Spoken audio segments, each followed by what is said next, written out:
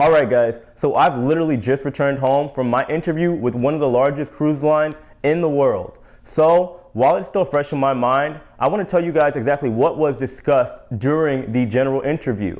In today's episode, I'm going to be disclosing as much information that I can with you guys. I'll be going over things like the medical process before you get on board, to your rate of pay, all the way to your living accommodations and the amount of hours you'll be working as well.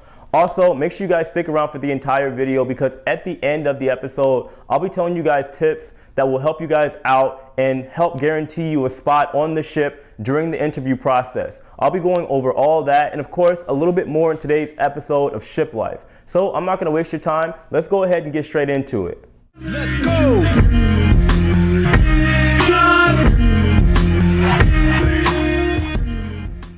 Alright, Ship Life crew, my name is Jay. Welcome to my channel, The Ship Life, where I talk about all things regarding cruise ships and the cruise ship industry. If this just happens to be your first time visiting my channel, or you haven't already, make sure you guys sail over to that subscribe button and hit subscribe for me, along with the notification bell. That way, you guys get notified whenever I post my new videos. So before we dive into this episode, there are a couple things that I absolutely have to explain to you guys. That way you can decide if this video is for you or not. Number one, if you guys have the attention span of a 5-year-old, I'm sorry, but this video is not for you. You have to understand, when you're talking about the recruitment process, the interview process, the onboarding process when potentially working on a cruise ship, there are a lot of moving parts. There are a lot of thorough details that are involved with working on a cruise ship, right? So in today's episode, I'm going to be talking about as many details as I can, because there may be somebody out there that's looking for a specific piece of information, and I'm doing my best to help them out. I'm just letting you guys know that now. This video is not going to be short by any means. So if you guys can't handle that, then I'm sorry. You can hit the dislike button if you want and leave. It's up to you. Number two, guys, also understand that this general interview that I did was for entry-level opportunities. People that want to be a assistant cook, people that want to be a waiter, people that want to be part of the room steward, stateroom steward. Any of those positions, those entry-level positions, is what I interviewed for. So if you guys want to be, for example, an officer, a deckhand, you want to be part of the entertainment, that is a whole new interview process and hiring process entirely. If you guys want to know how all of that works, just let me know in the comments below and I'll be happy to make a video about that as well. Now, third, before we get into the video, guys, I'm basically talking about what's going to be required for my American viewers and potential crew members. Being that I am American, obviously today's interview was for American workers. And of course, there are always factors involved for anybody that wants to work on cruise ships, right? Your country is a factor. Your cruise line that you're trying to work with is a factor. Your department is a factor. There are so many things that are involved. So please don't take everything that I say verbatim in fact, because it's not. Things can vary, but at the same time, in today's episode, the things that I'm going to be talking about are in some general sense one and the same, but just understand that everything is not exactly the same. Now, anyway, I hope that helped you guys out and gave you some clarification as to what you're about to watch. Now, let's go ahead and get on with the video. All right, so before we get into super detail, let's just go ahead and go over the basic interview. I'm going to start off with what you would call, I guess, the post-application process, which I'm sure a lot of you guys want to know about. Like I said, I'm going to go into detail, but just to give you guys just an understanding of how it all works. Initially, what happens is, let's say everything worked out. You've done your application and now you get a phone call to have your first initial interview.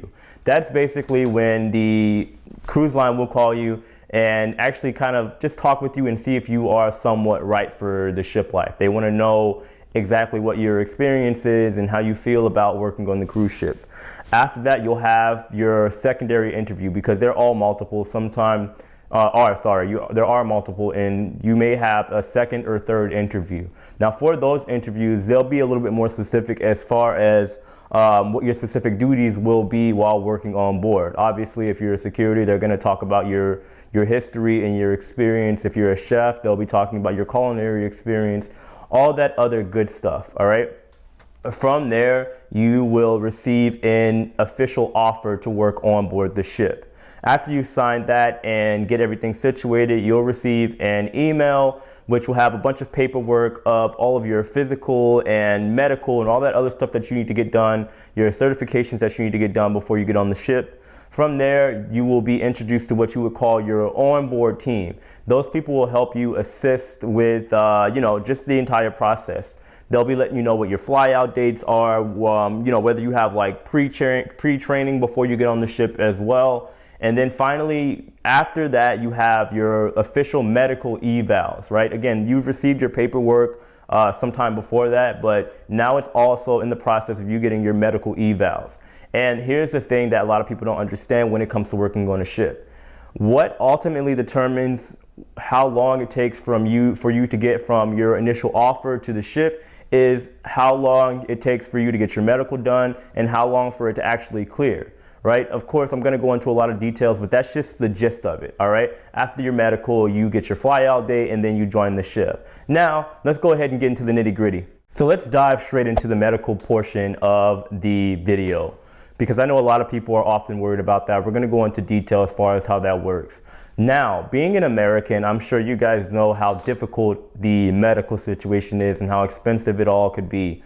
So typically when you guys as an American work on a cruise ship, you may potentially be asked to join some sort of a union, right? Oftentimes it is a union called C2. Basically, they are a union that provides all of your medical benefits.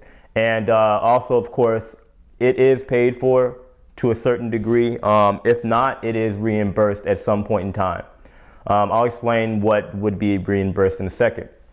But when it comes to all this situation regarding the medical, it can be a very, very grueling process. Like I said, oftentimes it's one of those situations that can hold up your whole process from getting hired to getting on the ship.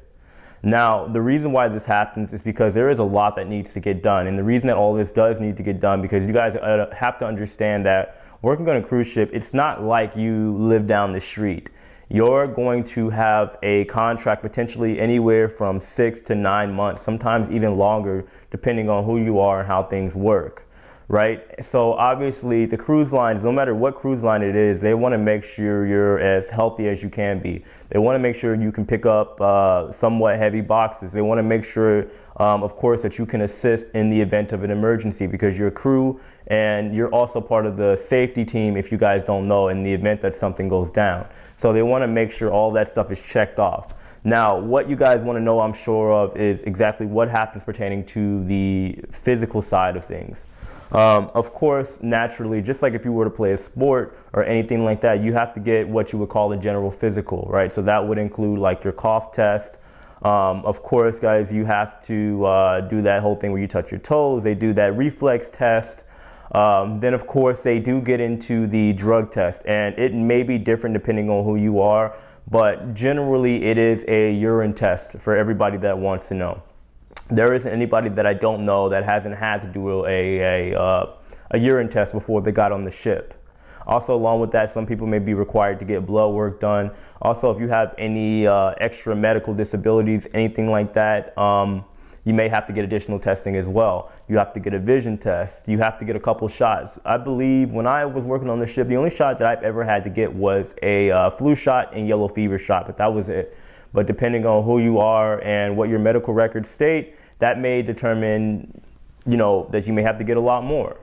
But that's typically how it goes. I mean, I can't say for sure in super great detail exactly what you have to get, because everybody is different. Everybody's process is different. Again, depending on the factors of what department you're working in, what cruise line you're working with, and who you are as a person. You may have some kind of condition that I don't know about, so I can't say for sure. But what I can say for sure is you have to get the general physical done. You may have to get some kind of shot, again, like a yellow fever shot, and you also do have to do some sort of drug test, which is often urine as opposed to hair. All right, so let's move on to your pre-training before you actually get on the ship. Now, here's the thing about this situation. Obviously, it's different for everybody. There are certain credentials that you may be required to get before you get on the ship. For example, there are people that may be required to get their TWIC, their MMC, and their STCW. Now, if you guys don't know what those are, basically all of those are credentials. Some are required in order for you to be able to work on U.S. soil. Other ones are just require as for you to be a seafarer, right? It's a lot of things that are involved with the situation that are basically required depending on what position that you're working with on the ship. When I was working on the ship, to be honest with you guys, I didn't have to get any of that stuff just because I was entertainment. And it's not that we were special or anything like that. You know what, actually it is, because, you know, entertainment is kind of like a special breed. I'm not saying that they're better, but it was kind of one of those situations that, I don't know, like that's just what the cruise lines have decided. The entertainment aren't qualified, I guess, to assist in safety situations or anything like that, at least in certain ones, right? There are people that have to be certified in CPR. There are people that have to take swimming classes. For example, in these basic level positions that I'm talking about, from what I understood and what I was told today, all of that stuff is indeed required, right?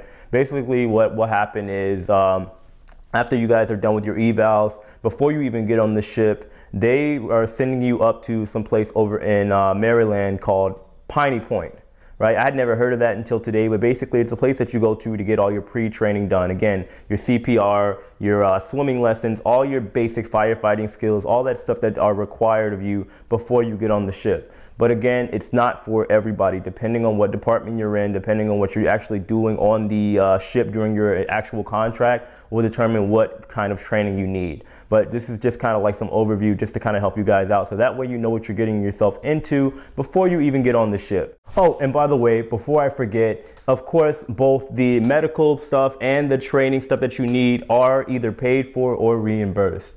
Now, some of those certifications that you have to get or credentials can cost up to $100. So naturally, if you are paying for it up front, you will definitely get reimbursed on the back end, either before or once you get on the ship. And also on another note, I know I probably sound very monotone and boring, guys. I apologize for that. I guess you could say this is my professional voice, but I'll try to kind of be a little bit more enthusiastic and have a little bit more fun with you guys. I feel like I'm just being a little bit boring. Anyway, guys, let's get on to the next segment of the interview process. All right, so let's go ahead and talk about travel. What is the process from you getting from your home to the ship? Naturally, guys, I'm sure you can expect that all of your travel expenses are paid for to and from the ship, right? Now, there are, of course, some stipulations and details to that. Obviously, they fly you out to what's called your home airport. So let's say, for example, you live in Tampa Bay, Florida, like me.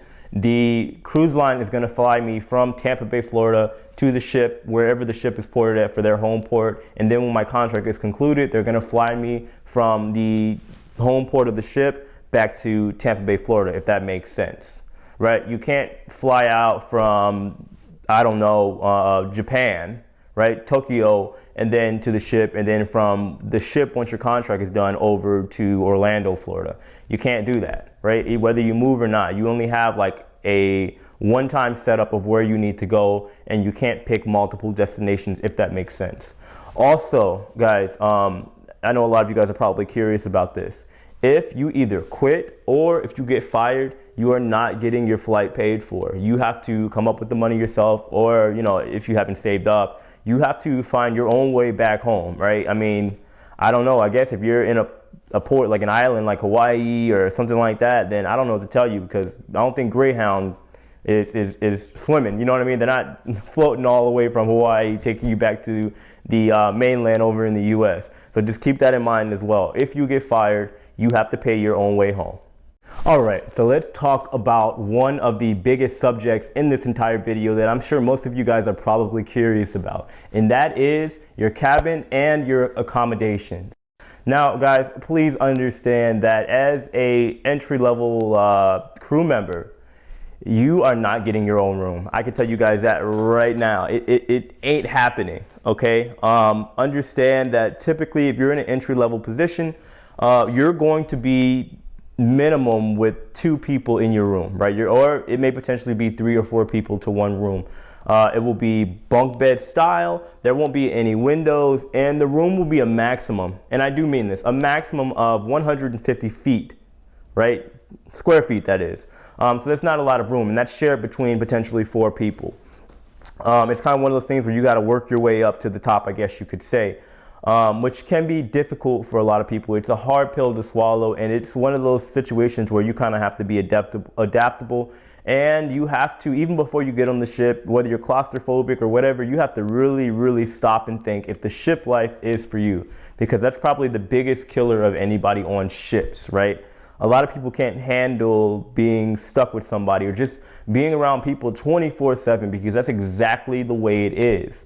Now, I know a lot of you guys are probably going to ask about room changes and all that other good stuff. Yes, you are allowed to change rooms. However, understand that with most cruise lines, that is what you would call a privilege, right? They don't have to change your room. Also, it is same sex, same gender on the ship, how they decide who goes in what room, same department as well. And again, as a entry-level crew member, you do not get to choose, right? Even if you're married, if you're dating somebody, if you have a preference of who you want to stay with, you don't get to choose. You can ask the cruise line, but typically in that kind of situation, it's solely at their discretion. It's up to them.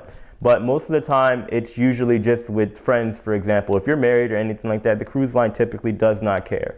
And again, that's a hard pill to swallow. So guys, just please consider that.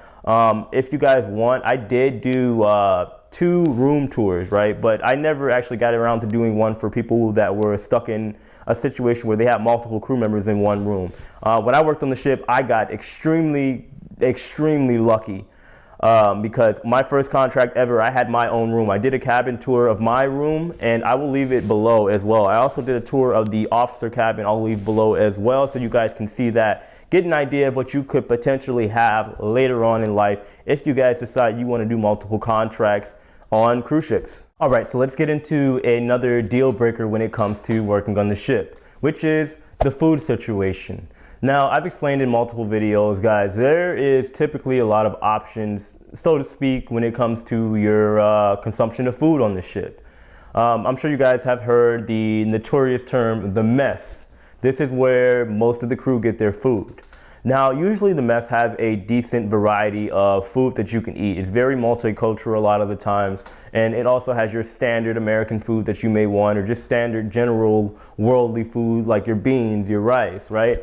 I would say, honestly, though, if you guys are like a super vegan, right, whatever that means, or, you know what I mean, you're just really into the whole vegetarian lifestyle, which is, there's no problem, but it's understandable that this may not be the type of job for you. And I'm not saying anybody that's vegan or anybody that's a vegetarian can't work on the ship. Anybody with food allergies, anything like that, I can almost guarantee you that on the ship there is something for you. But just understand that 9 times out of 10, you will be eating in the mess, right? There will be a select chosen few that are on board that may often get times to go to any of the guest areas to go eat. When I was on board, I was lucky enough to have what you would call a yellow card, which allowed me to go to the guest areas whenever I wanted. I still ate in the mess every now and then when I didn't feel like dressing up because we had to in order to be in guest areas, but that's just how it was.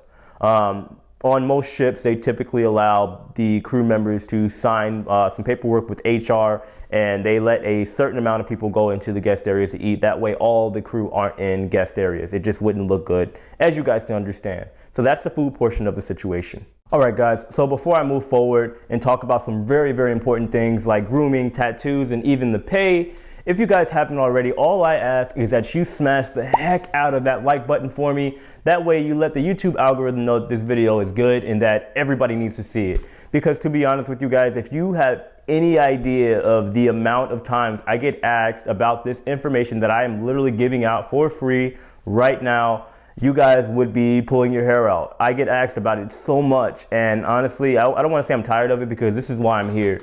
I'm doing my best to kind of help people because I'm very big on traveling, and I like to see people just move forward in their life and pursue the things that they actually want in their life, right? The world's getting smaller and there are just so many opportunities, and I don't feel like people should be living in a box their entire life. They should explore the world. They should see what's out there, because I truly believe that you cannot do better if you don't see better, if that makes sense. Me coming from a traditionally poor family, and to have the opportunity to travel the world even before ships, I'm definitely grateful. So guys, just understand that there is no hidden agenda behind all of this.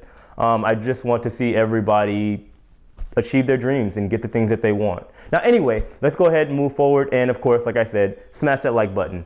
Oh, and share too. I would greatly appreciate it. Share this with whoever you can. That way people can see it. Anyway, let's continue.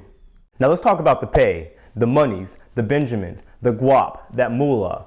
How much are you getting paid on the ship? Now, guys, I have done a video a while back. Actually, it was one of my first videos that I had ever done on YouTube, and it, to this day, has over 250,000 views. I do plan on recreating that video because the sound is absolutely horrible, but I do want to give you guys just like the basic rundown on what you're going to be paid for an entry-level position on the ship, right? First off, you guys, just like at home, you're going to be paid every 2 weeks, right? Now, when you get paid, of course, you guys are worried about taxes.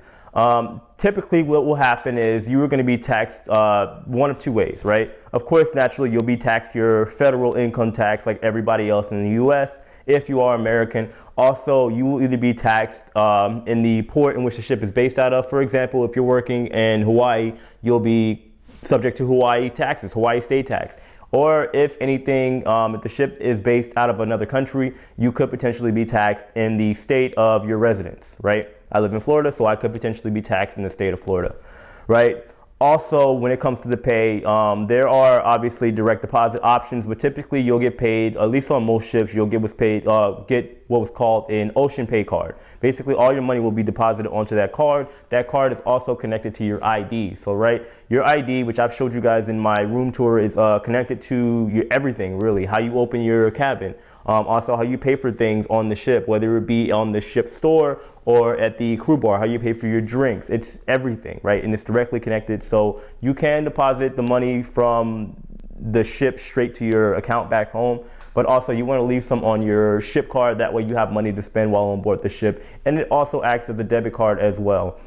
Now, being that you are on an entry-level position, or you would be in the situation that I'm talking about, you would be getting whatever the state minimum wage is, which could be anywhere from $8 to $12 per hour, which obviously is not a lot. But here's the kicker for the cruise ship. A lot of you guys are going to, knock it and say that's horrible, which in a sense it is, depending on, what your preference is and when I disclose the hours and you guys see exactly how it works out.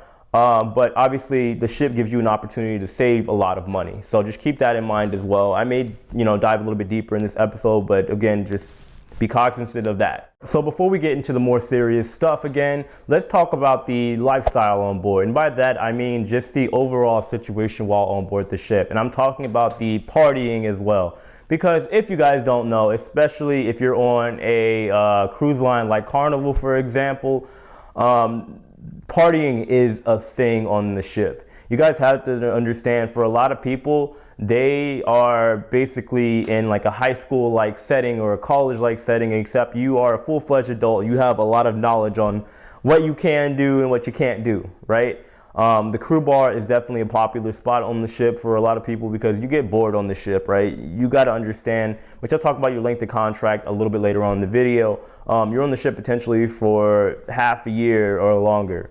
So you want to try to enjoy yourself a little bit. Now on the ship, right, the party lifestyle is extremely heavy. So again, those of you guys that can't work well with people or you can't stay in a room with people, you're going to understand there are going to be people that you may potentially be bunked with in your cabin that are party animals, right? They may be showing up in the cabin at like 3, 4 a.m. when you're trying to get some rest. You got to be able to deal with that. It's just part of the ship lifestyle, obviously. Now, here's the thing about the crew bar. It's a dangerous place, right? People will get fired left and right, not even just from the crew bar, but just from drinking in general. There are a lot of people that often are allowed, of course, like I said earlier in the video, that can go into the guest areas and drink liquor. There are some cruise lines that don't allow liquor in the crew areas, so they go to the guest areas to get their shots or whatever. And there is a curfew typically around 2 a.m. because there is an old saying that there is nothing open after 2 a.m. besides the legs. I know that was a little raunchy joke, but you guys get what I'm saying, which is true. All the bars are closed, the restaurants are closed, so there is no reason for a crew member to be out there. Even at the crew bar, right, there's still a limit to what you guys can drink. Now, it is maritime law that you guys don't pass the limit of 0.004, which is about the equivalent of 2 beers, if you guys aren't aware. It sucks, but it's kind of one of those things that it's not super strictly enforced. Technically, it's just if you're acting up, you're throwing up, you're falling out, right, you're stumbling, then obviously you're going to attract the security and they have to test you and then you're out of here, which sucks. So you guys got to keep that in mind. But typically you're left alone, right? You can go out, but it's kind of more of a safety issue. If something goes down, the ship's sinking, knock on wood or whatever. You don't want to be wasted and drunk and, hungover or whatever. It's just for safety reasons. But please understand that 80% of the terminations on board are caused by drinking.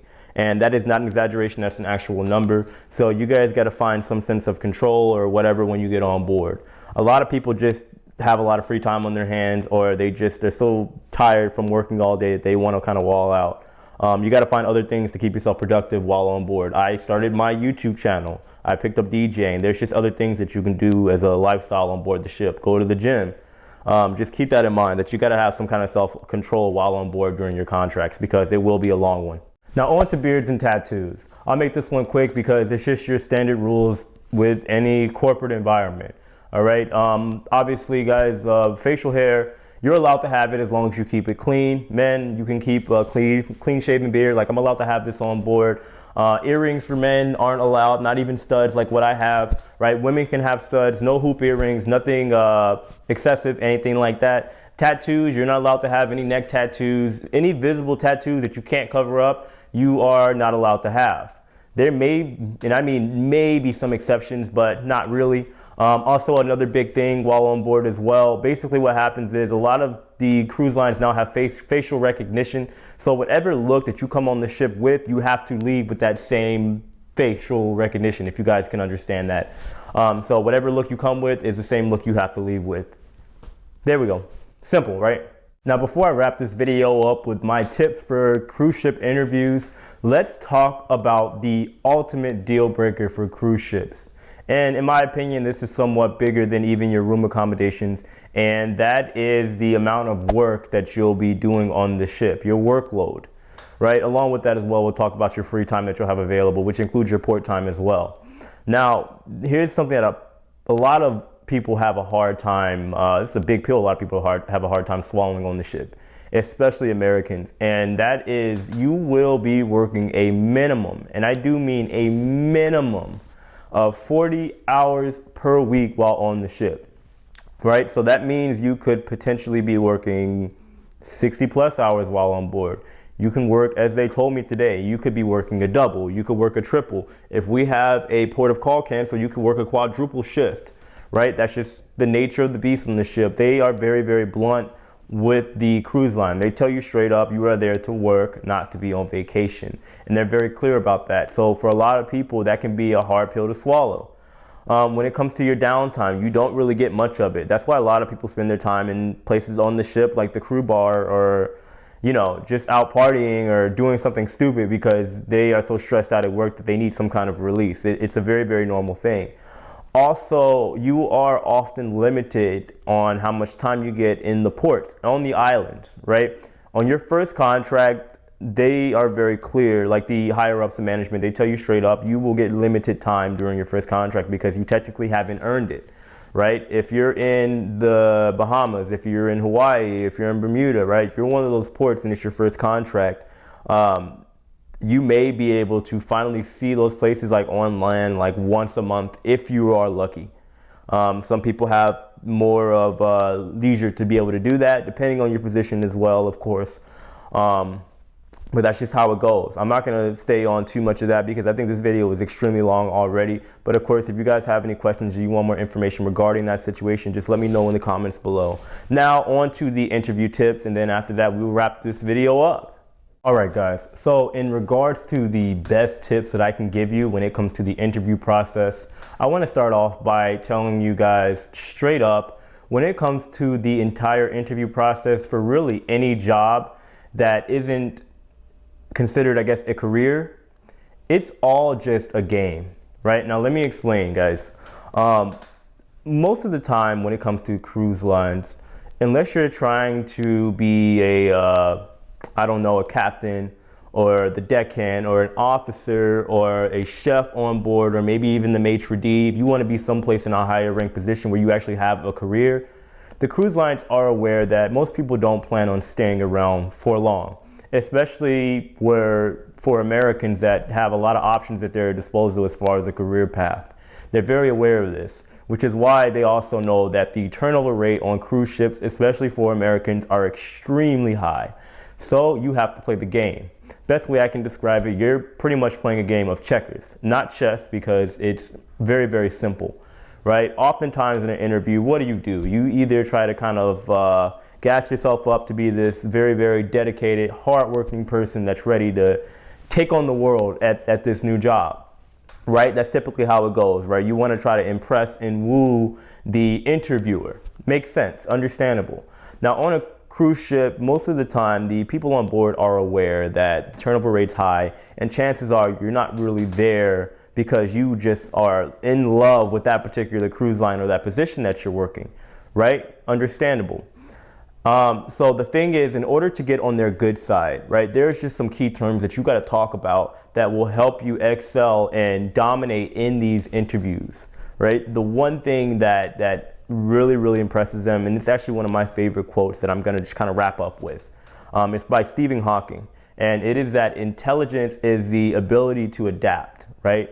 You have to let them know that you are an adaptable person, right? That you can adapt to the rooming situation, that you can adapt to the work hours, that you can adapt to literally anything that they put in front of you. And that's how it has to go down, right? I know that's not a big tip, and I'm sure probably most of you guys are aware, but you probably just didn't think of it in some kind of way. But you have to let them know that you are willing to adapt and work through whatever it is you need to work through in order to get through that 6-month or 9-month contract. So just keep that in mind, guys. But anyway, I'm gonna wrap this video up. I hope you guys found this enjoyable or you got some kind of value out of it. I pray that you did. I hope that, you know, I did some good in this video. This was a long one. This was a very difficult video to make for me. But again, if you guys like it, please smash that like button for me. Share, of course. Subscribe if you haven't already. And that's all I got. Thank you so much for watching, guys. Again, my name is Jay. This is my channel, The Ship Life. I post videos weekly. Until, I guess, Friday, 2 days from now, I'll see you guys soon. Now take it easy.